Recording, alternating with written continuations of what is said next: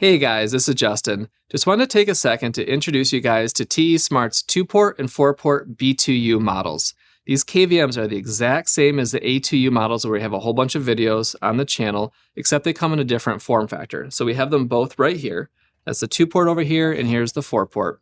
As you can see, it's the exact same KVM with the same lights, the same switch buttons, the same input and output in the back, the same functionality, the same pass-through mode, everything is the same except the shell. It only comes in black. It's a little bit heavier and a harder shell overall, and it has these 4 holes here, which can be used to mount it under a desk or on a wall or on top of a desk if you want to.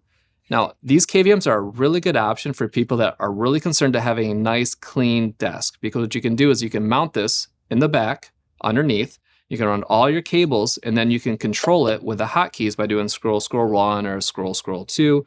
You can watch other videos to see that. But besides that, it's the exact same KVM, which is extremely popular, and it's often overlooked just because the other KVM has gotten so much more exposure than this one. So don't sleep on it. It's a good one to check out.